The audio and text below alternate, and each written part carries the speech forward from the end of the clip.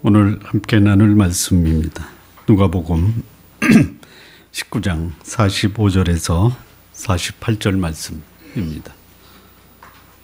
누가복음 19장 45절에서 48절 말씀 우리 함께 교독하겠습니다. 성전에 들어가사 장사하는 자들을 내어 쫓으시며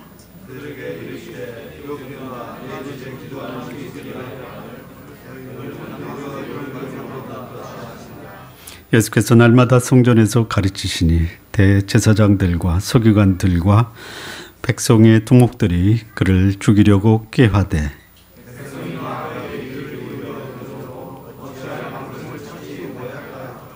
아멘. 기도하겠습니다.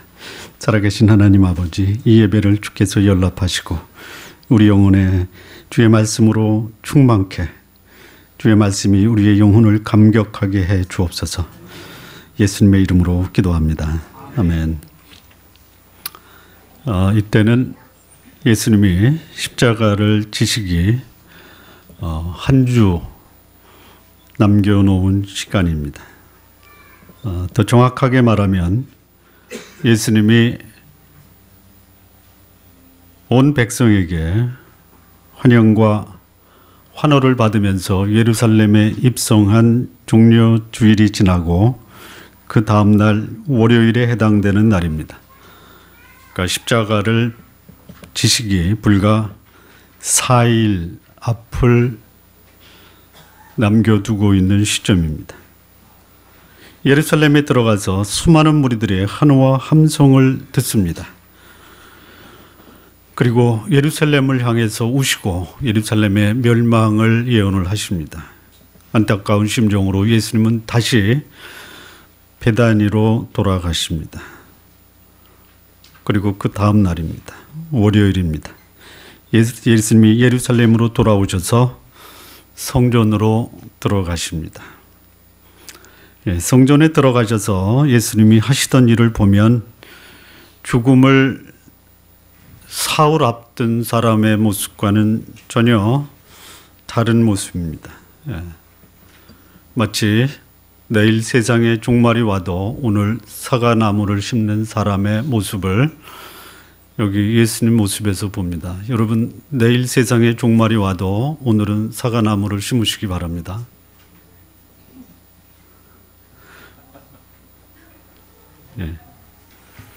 전에 하시던 대로 예수님은 성전에 들어가서 성전에 오염되고 부패하고 더러운 곳을 청소하십니다. 그리고 말씀을 가르치십니다. 성전에 들어가 보니 그곳에 장사하는 사람들이 있었습니다. 성전에서 장사를 하고 있습니다. 돈벌이를 하고 있습니다. 동전 바꾸는 사람들이 있습니다. 아마도 성전에서 유통되는 돈이 유대의 화폐라고 하면 당시에 세계 여러 곳에 흩어져 있던 디아스포라 유대인들이 성전에 제사 드리러 와서 성전 안에서 팔고 있는 짐승 사기 위해서 유대의 돈으로 자기가 가져온 돈을 바꾸는, 그래서 거기에 환전하는 사람들이 있었습니다. 마치 짐승들과 장사꾼과 돈이 오고 가고 있는 시장 바닥을 방불케 하고 있습니다. 성전에 들어가신 예수님이 이 모습을 보고 성전에 있는 짐승들을 쫓아내십니다. 쫓아내셨다라고 합니다. 쫓아내셨습니다. 그러니 짐승들이 쫓겨나니까 장사꾼들도 쫓겨나는 짐승을 따라서 함께 쫓겨다니고 있습니다. 예수님은 성전을 강도의 구렬이 되었다라고 말합니다. 강도의 구렬, 강도. 여러분, 성전에서 강도를 만나보신 적이 있습니까? 없죠. 왜냐하면 지금 성전이 없으니까요. 그러면 이거를 교회로 바꿔보겠습니다. 교회. 거룩한 성도들이 모이는, 너희가 성전인 것과 하나님의 성령이 너희 안에 거하시는 것을 알지 못하느냐. 그런 성전들이 모인 것, 다시 말하면 주의 거룩한 백성들이 모인 곳, 이것을 교회라고 합니다. 여러분, 교회에서 강도들을 만나보신 적이 있습니까? 무슨 말씀인지 전혀 이해가 안 되는 것. 예수님이 성전을 강도의 구렬로 만들었다라고 질책을 하고 계십니다. 이런 말에 제일 민감한 사람이 누구냐? 대제사장입니다. 서기관들입니다. 백성의 두목들입니다. 대제사장과 서기관은 종교 지도자들입니다. 백성의 두목, 정치 지도자입니다. 그들이 성전을 시장 바닥으로 만들어 돈을 착취하는 강도들이라는 말씀입니다. 그러니 감추고 싶었던 자신들의 정체가 여지없이 예수님으로 인해서 폭로되고 있습니다. 여러분이 저를 강도야 이렇게 부르면 저는 어떻게 될까요? 예? 잘 모르시나? 목사들을 보고 어느 식견 있는 성도가 당신 강도야 이렇게 얘기하면 목사가 기분이 어떨까요? 안 좋죠? 예, 안 좋습니다. 예수님이 강도야 이렇게 얘기하고 있는 거예요. 너는 강도야. 누구한테요? 종교 지도자와 정치 지도자에게. 그러면 당시에 권력을 쥐고 있습니다. 돈을 쥐고 있습니다. 백성들의 권위를 인정받고 있는 자들이 예수님으로부터 강도 새끼야 이렇게 부르는 거예요. 이렇게. 여러분, 강대상에서 하는 말은 다 경건한 말입니다. 그랬더니 대제사장과 서기관과 백성의 두목들이 어찌할 줄을 모르고 당황합니다. 그리고 모여서 회의를 합니다. 무슨 회의를 하냐? 도저히 안 되겠다. 우리 죽여야 되겠다. 그래서 죽이는 것을 꾀했다라는 것이 꾀했다. 꾀가 뭡니까? 꾀를 내는 거예요. 꾀를 내서 죽이려고 하는 방침을 정한 것이.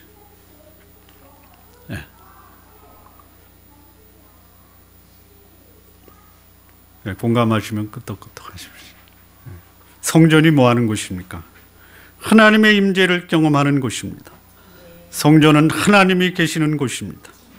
이것은 사람들이 하나님을 만나러 오는 곳입니다. 하나님께 죄 용서를 받고 거룩함을 회복하는 곳이 성전입니다.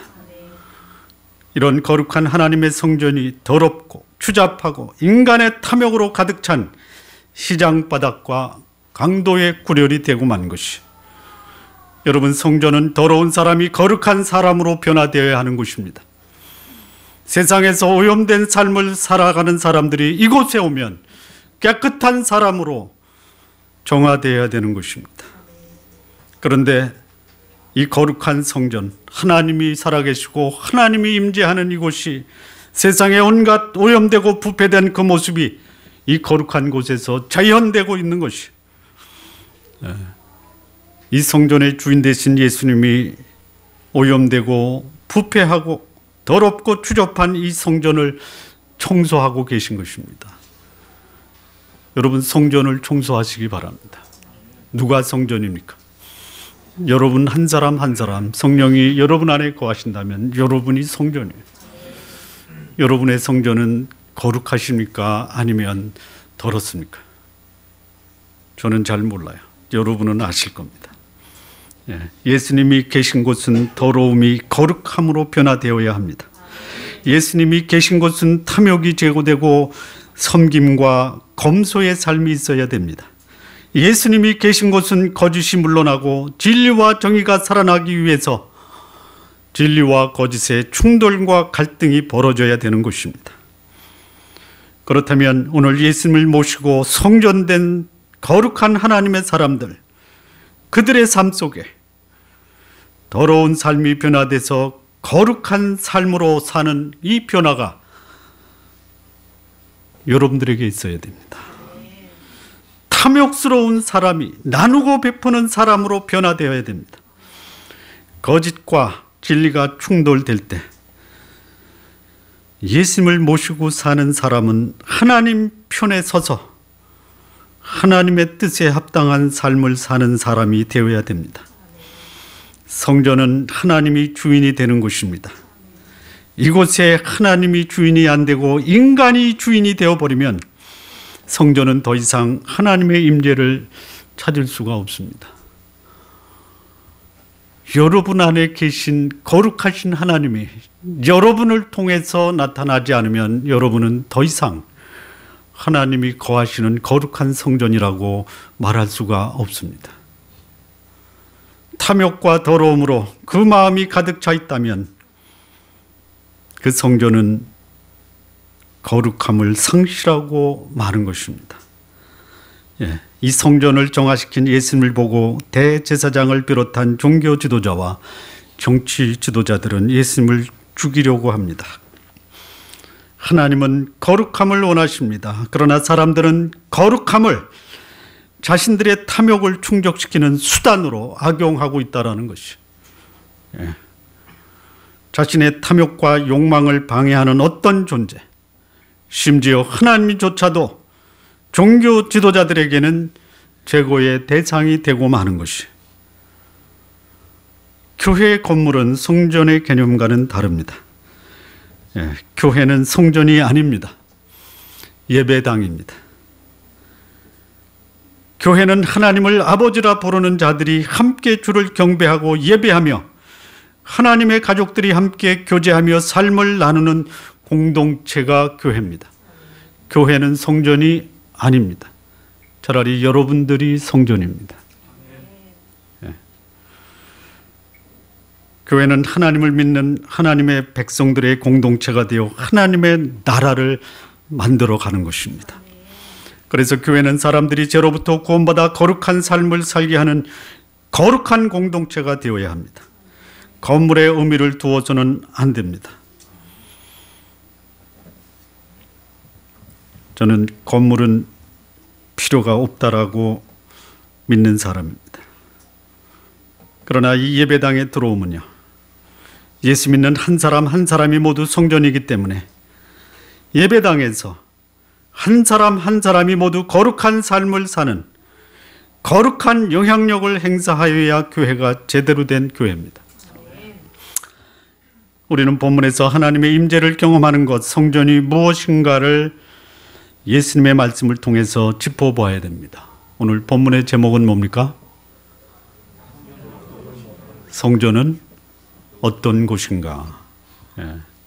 오늘 본문에서는 두 가지 측면을 볼 수 있습니다. 말씀드린 대로 성전은 하나님의 임재를 경험하는 것, 다시 말하면 하나님이 거하시는 곳이 성전입니다. 과거 이스라엘 백성이 하나님을 만나기 위해서 성전에 나왔습니다. 가나안 땅에 정착하여 상당한 시간이 흐른 후에 하나님은 성전 건축을 허락하셨습니다. 그리고 그곳에서 하나님의 백성을 만났습니다. 오해하지 마십시오. 성막과 성전이 아니면 하나님을 만날 수 없다라는 오해는 하지 마시기 바랍니다. 하나님이 계신 곳은 다 거룩한 곳입니다. 성전입니다. 하나님은 모세를 호렙산에서 거룩한 곳으로 만들어 모세를 만나 주셨습니다. 하나님이 계시는 곳, 하나님을 모신 여러분의 마음이 거룩한 곳입니다. 여러분의 마음, 성령이 거하시는 여러분의 마음을 거룩한 성전으로 깨끗하게 보존하시기 바랍니다. 너희가 하나님의 성전인 것과 하나님의 성령이 너희 안에 거하시는 것을 알지 못하느냐. 이 성전의 두 가지 측면을 좀 말씀을 드리겠습니다. 첫 번째는 적극적인 측면입니다. 적극적인 측면이 있다면 또 다른 것은 무엇이겠습니까? 소극적인 것입니다. 하라, 적극적인 것입니다. 하지 마라, 소극적인 것입니다. 성전에서 반드시 마땅히 되어져야 할 것, 적극적인 것입니다. 성전에서 되지 말아야 할 것, 이거 소극적인 것입니다. 적극적인 측면에서의 성전, 첫 번째는요, 46절 말씀입니다. 저희에게 이르시되 기록된 바 내 집은 기도하는 집이라 기도하는 집이 되리라. 성전은 하나님의 백성들이 하나님께 기도하는 곳이 되어야 합니다. 성전은 하나님을 만나는 곳입니다. 단순히 하나님의 얼굴만 보고 떠나는 곳이 아닙니다. 단순히 하나님만 모시고 있는 그곳으로 만들어서는 안 됩니다. 하나님을 만나야 됩니다. 그분과 만나 그분과 대화하고 그분의 뜻을 묻고 그분의 뜻에 순종하겠다는 다짐과 결단이 있어야 하는 곳, 그곳이 성전입니다. 여러분 안에 거룩한 성령이 거하십니다. 여러분이 성전이라면요, 여러분의 삶, 성전 같은 삶을 사시기 바랍니다. 기도하시면서 사십시오. 기도는요, 내 요구를 하나님께 구하는 것, 그것이 기도의 전부가 아닙니다. 하나님의 뜻을 물으십시오. 일부 예배 드린 어떤 분, 요즘 사업 파산 선고하고 청산해야 될 것 같습니다. 간절한 기도가 필요한 시간입니다. 여러분, 파산할 때만 간절한 기도가 필요합니까? 파산할 때도 간절한 기도는 필요합니다. 파산하기 때문에 간절히 기도하는 것이 아니라 여러분 삶 하나하나 거기에 하나님의 뜻을 물으셔야 됩니다. 파산하는 것이 하나님의 뜻이라면 받아들일 수가 있어야 됩니다. 기도는 나를 향한 하나님의 뜻이 무엇인가를 묻는 것, 이것이 기도입니다. 기도. 기도는 내가 내 삶을 하나님 앞에서 하나님의 뜻에 순종하면서 살겠다라고 다짐하는 것이 기도입니다.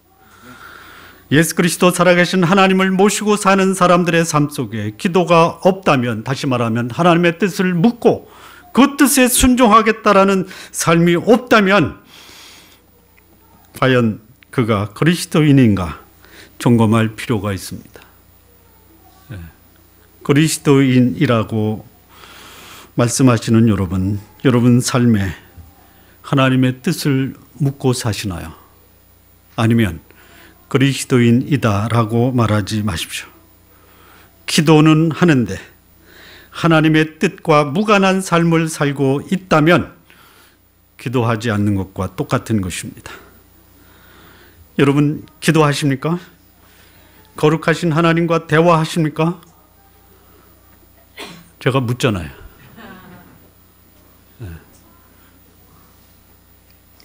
그리고 미워한다면요, 기도하는 것이 아닙니다. 기도하십니까? 그런데 탐욕을 추구하고 있다면요, 기도하지 않는 것입니다. 기도하십니까? 더러움이 가득 차 있으면요, 기도하는 것이 아닙니다. 성전인 내가 하나님과 대화하며 그분에게 나의 마음을 아련다라는 것은 하나님의 뜻에 순종하겠다라는 것이에요. 하나님의 뜻을 모르면 그분의 뜻을 물어야 됩니다. 어느 분이 병이 들었습니다. 빙판에 넘어져서 뇌출혈이 왔습니다. 기적적으로 하루 만에 소생을 했어요. 의사 말에 사망과 다름없는 상태였는데 이상하게 회복이 됐습니다. 이상한 게 아닙니다. 그 소식을 듣고 많은 사람이 기도했습니다. 뭐라고 기도했을까요? 하나님 살려주십시오, 이겁니다. 자, 살려주는 게 하나님의 뜻이면 하나님이 어떻게 하십니까? 데려가시는 게 하나님의 뜻이면 어떻게 하시겠습니까?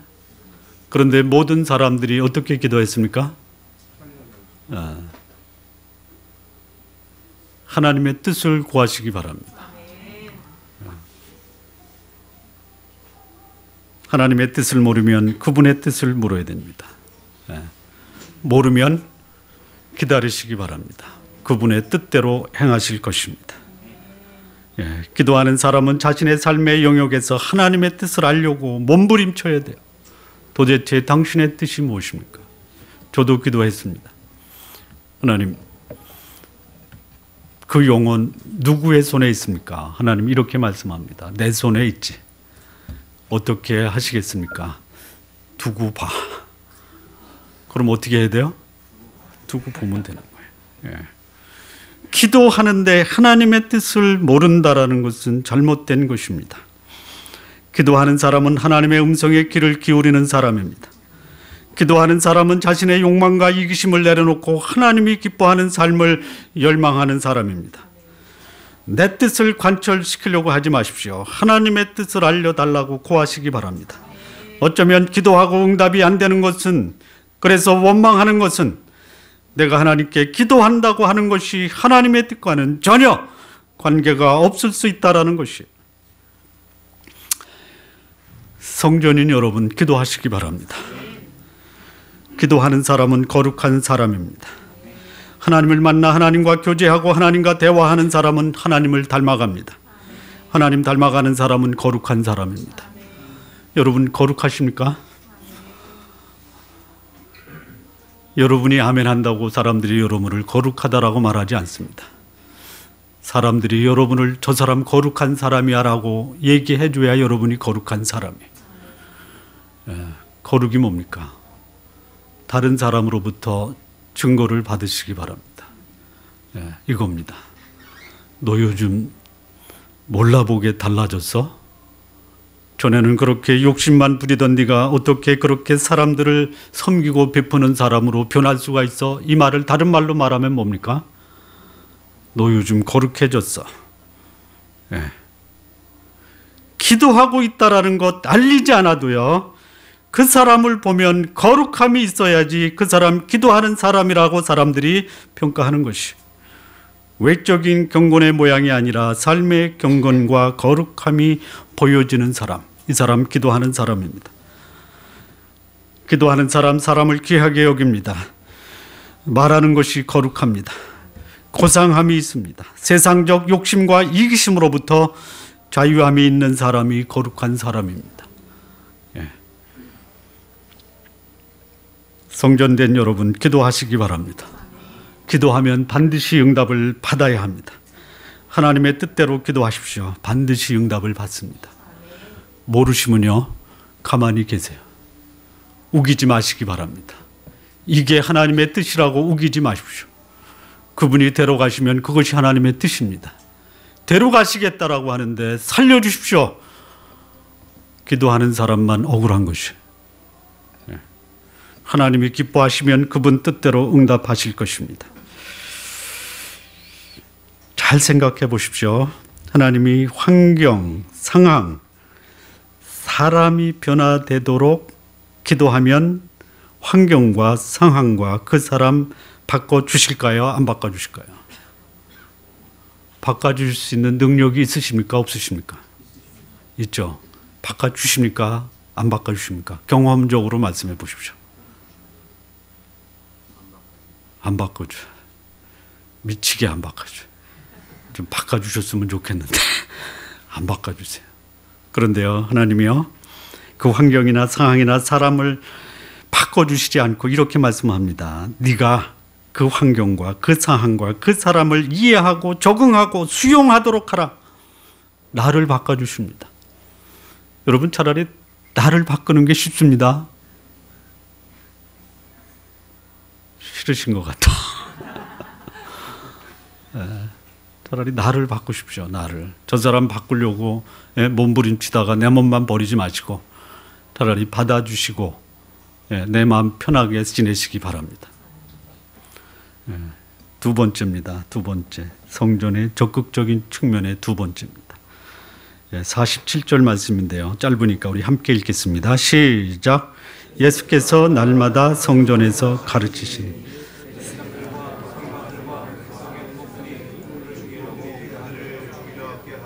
네, 성전은 하나님의 말씀이 가르쳐지는 곳입니다.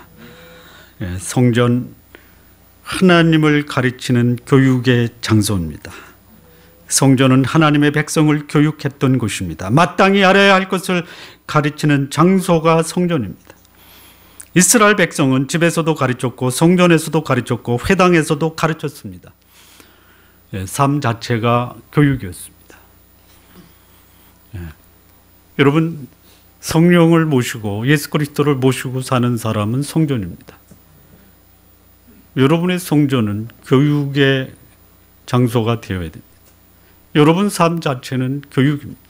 길에서도, 집에서도, 직장에서도, 어디에서도 여러분은 배우셔야 돼요.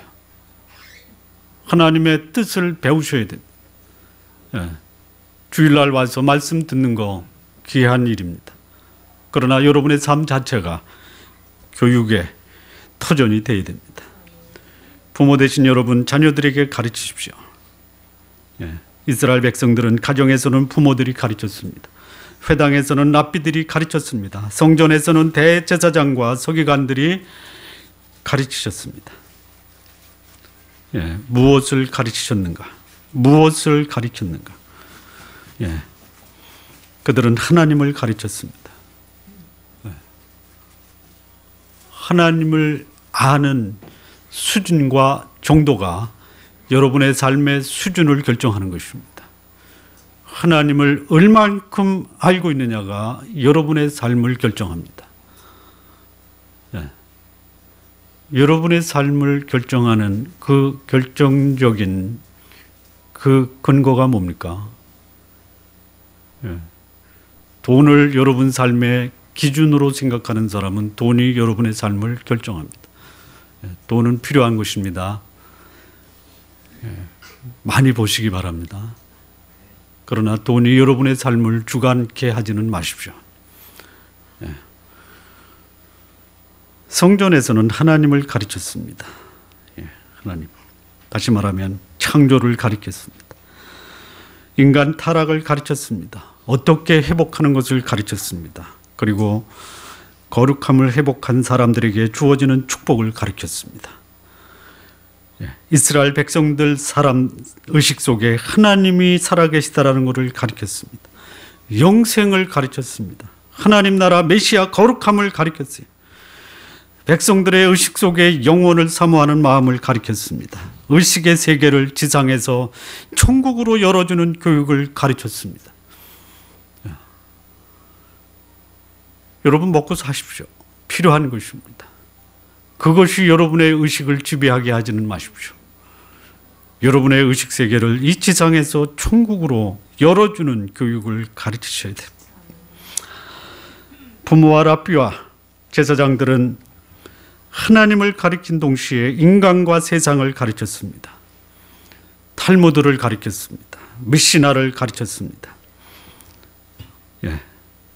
유대인들의 교육이요, 세 가지로 나눠져 있습니다. 적어도 15살까지는요, 그들은 세상을 정복할 수 있는, 그리고 하나님과 교통할 수 있는, 인간을 이해할 수 있는 교육을 가르쳤습니다. 유대인들의 교육, 지금도 계속 이 교육은 지속되고 있습니다. 어쩌면 그들이 세상을 지배하는 가장 강력한 영향력을 행사하는 이유가 이 세 가지 이유 때문에 그렇습니다. 첫 번째, 그들은 토라를 가르칩니다. 토라. 하나님의 말씀입니다. 8살까지요. 그들의 의식 속에 집중적으로 하나님을 가르칩니다. 역사의 주인공은 하나님입니다. 하나님을 덧입고 살아가는 사람이 세상을 정복한다. 거룩함이 생명이다. 이거를 가르칩니다. 인간을 가르칩니다. 탈무드입니다. 인간을 이해하고, 그래서 인간 관계 속에서 어떻게 원만한 삶을 살아갈 것이냐, 갈등과 대립과 반목의 인간 세상에서 그들을 이해하고 그들을 섬기고 그들을 다스리는 방법을 가르칩니다. 이게 탈무드의 핵심입니다. 12살까지입니다. 12살. 예. 여러분 12살에 인간을 이해하고 있다. 여러분은 몇 살 때 인간을 이해하셨습니까? 아직도 이해가 안 되죠? 여러분 이런 말 들어보셨습니까? 도대체 저 사람 알다가도 모르겠어. 예. 진짜 알다가도 모를 게 사람. 그런데요, 이 유대인들은 12살에 사람을 이해하게 만듭니다. 예. 도무지 이해할 수 없는 그 사람도 이해한 사람. 예. 세 번째, 미시나를 가리킵니다. 15살 때 끝냅니다. 15살 때. 이건 뭐냐? 세상이에요, 세상. 얼마나 복잡다단합니까? 예. 그야말로 자기의 이익을 추구하기 위해서 몸부림치면서 사는 이 세상. 온갖 갈등과 대립이 이 세상에 있습니다. 그거를 슬기롭게 극복하는 방법을 배우는 게 미시나입니다. 법입니다. 법. 예. 지금 성전의 개념이 이 교회가 아닙니다. 이 교회는 성전이 아닙니다. 이거는 성도들이 모이는, 그래서 예배하는 공동체입니다. 그런데 이 교회가 무엇을 해야 되느냐? 교육을 해야 됩니다. 교육.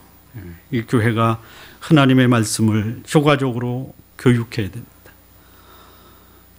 여러분, 교육이 없는 신앙은요, 죄송하지만요, 전혀 성장이 없습니다.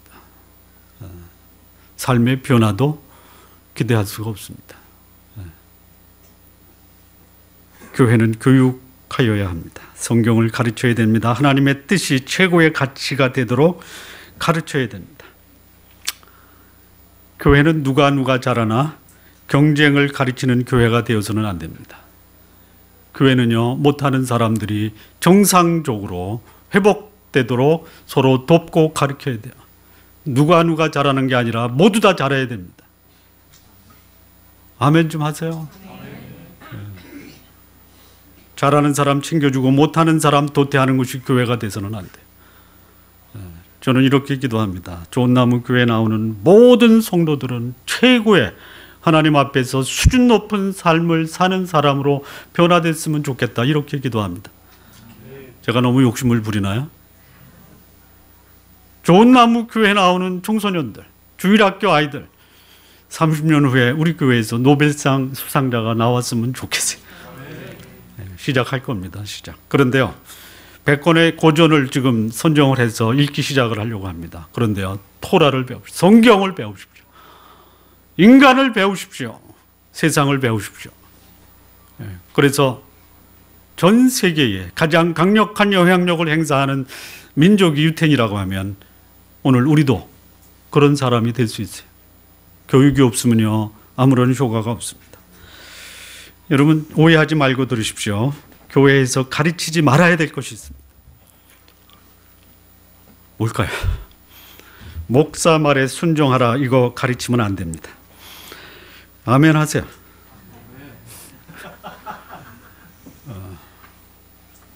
목사님들이 들으면 제일 싫어할 거예요. 그런데요, 목사에게 순종하라 가르치면요, 얼마나 위험한지 아십니까? 어느 분이 저희 교회에 오셨습니다. 당신 천국에 갈 수 있습니까? 갈 수 있대요. 갈 수 있는 근거가 뭡니까? 우리 목사님이 저 같은 사람은 반드시 천국에 간다라고 말씀했습니다. 당신의 목사님이 당신이 천국 갈 수 있다라고 말한 근거는 뭡니까? 주일 성수하고 11조하고 교회 봉사하니 그런 사람이 당연히 천국 가야 되는 거 아닙니까? 라고 말했으니 나는 11조하고 주일 성수하고 교회 봉사하니 천국 갑니다, 이렇게 얘기하는 거예요. 천국에 갔습니다. 네가 천국에 들어가야 될 이유가 뭐냐? 하나님이 물으시면 이 사람은 이렇게 얘기할 거예요. 주일 성수하고 11조하고 봉사하다 왔으니 제가 들어갑니다. 하나님이 뭐라고 하실까요? 그런 사람 여기 한 사람도 없다. 여러분, 목사 말에 순종하다가 인생 망칠 수가 있어요. 아멘 하세요.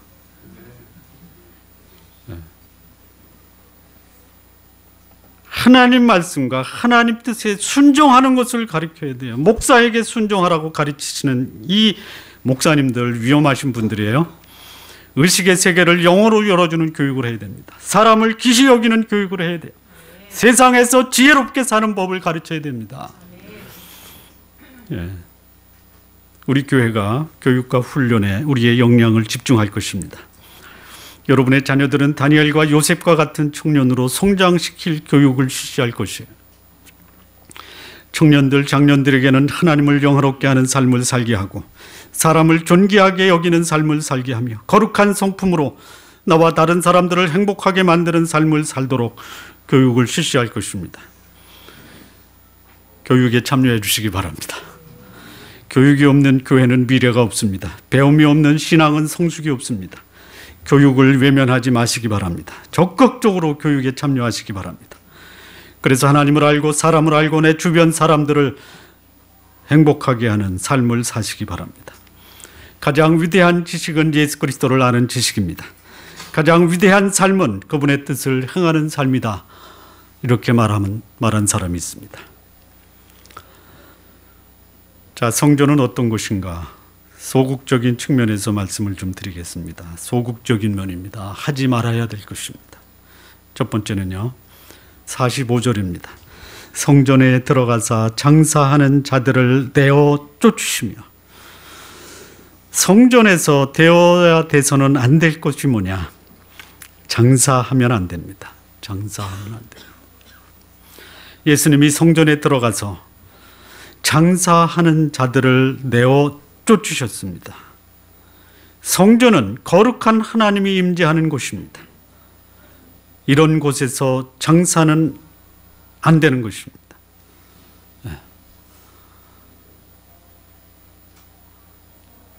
성전이 장사하는 시장이 되고 마른 것이에요.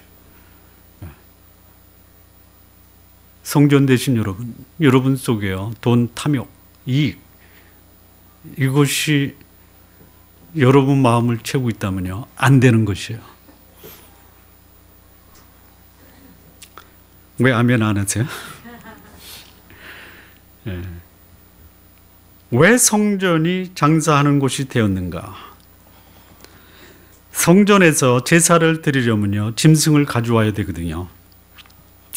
짐승은 흠없고 점없는 짐승이어야 됩니다. 그런데 성전의 제사장들이 장사꾼들하고 결탁을 합니다.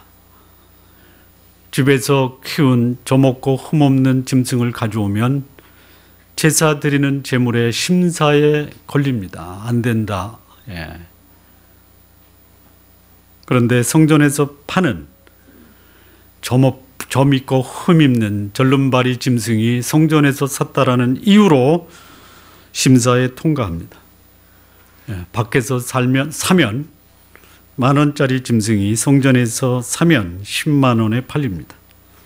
그러면 2만 원은 장사꾼에게 돌려주고 8만 원은 제사장들이 챙기는 거예요.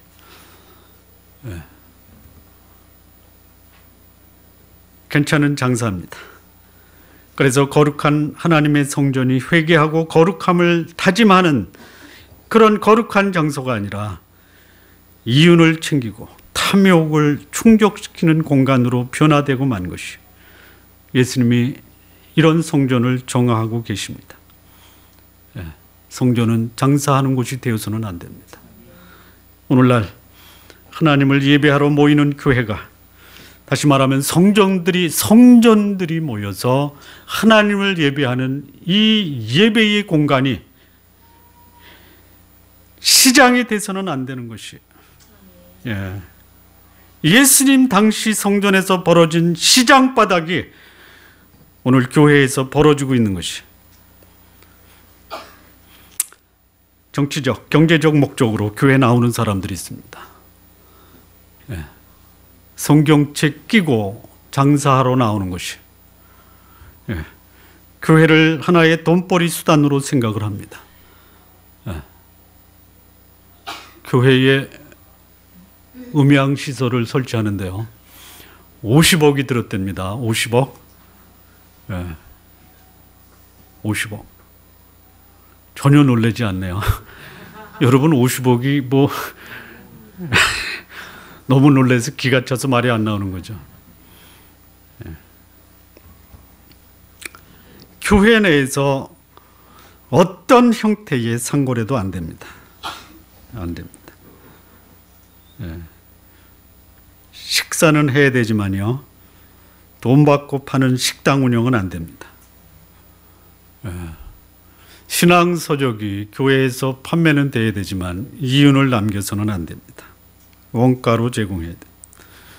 교회에서 커피도 마실 수 있습니다. 그러나 이윤을 남겨서는 안 됩니다. 더군다나 바자회도 안 됩니다. 어떤 형태의 이윤을 목적으로 이루어지는 상행위는 교회에서 되어져서는 안 됩니다. 식사, 음료, 성도들이 드린 헌금으로 성도들에게 제공되어야 합니다. 바자회를 통한 모금행위, 헌금으로 대체해야 됩니다. 교회의 사역자들도 사역을 이윤 추구의 행위로 되어서는 안 됩니다. 교회에서 성도들을 대상으로 해서 이윤을 남기겠다라고 하는 것, 예수님이 쫓아내고 싶어 하시는 것이. 교회에서 음식도 먹을 수 있습니다. 차도 마실 수 있습니다. 필요한 책도 봐야 됩니다. 먹고 마시고 사역을 위한 모든 기금은 헌금으로 충당되어야 합니다. 편의를 제공하고자 하는 것도 원가로만 되어야 됩니다. 소극적인 측면의 두 번째입니다. 두 번째, 강도의 구렬이 돼서는 안 됩니다. 46절 보면 너희는 강도의 구렬을 만들었도다 하시니라. 성전의 강도가 누굽니까?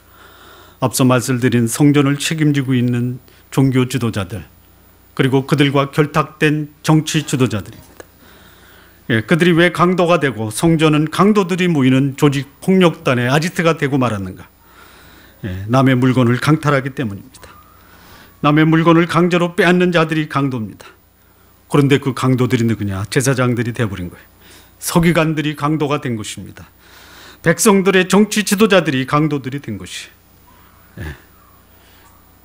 제사 드리러 온 사람들의 편의를 제공한다라는 목적으로 짐승을 팔면서 폭리를 취하고 그것을 자신의 탐욕으로 충족시킨 것이.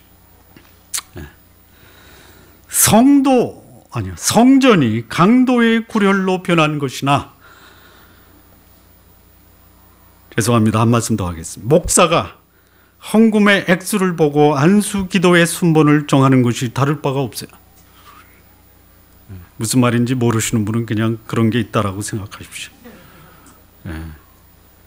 신방을 가도 돈 받고 헌금의 양에 따라 목사가 가느냐 전도사가 가느냐를 결정하는 것, 이게 뭡니까? 강도예요, 강도. 어느 목사가 내가 신방 갈 테니 300만 원 준비하라 공지하고 신방을 간다 그러더라. 너무 부담스러우니까 10가장이 모여서 한 가정당 30만 원씩 모아서 100만 원을 마련하고 목사님께 통보합니다. 300만 원 마련됐으니 신방 오십시오. 이런 교회가 있습니다, 지금. 신방 왔는데 봉투를 준비 안 하면요, 갈 때 화내고 가요.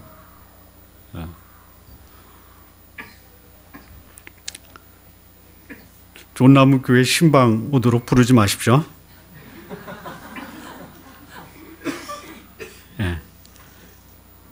굳이 신방을 원하면요, 제가 몇 가지 조건을 좀 드리겠습니다. 복음 증거할 대상이 있으면 부르시기 바랍니다. 성경에 대해서 진지하게 교제하기를 원할 때 부르십시오. 단 식사 시간은 피해 주시기 바랍니다.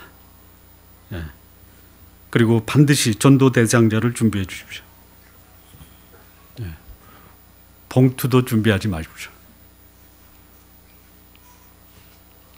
반응을 좀 보여야지.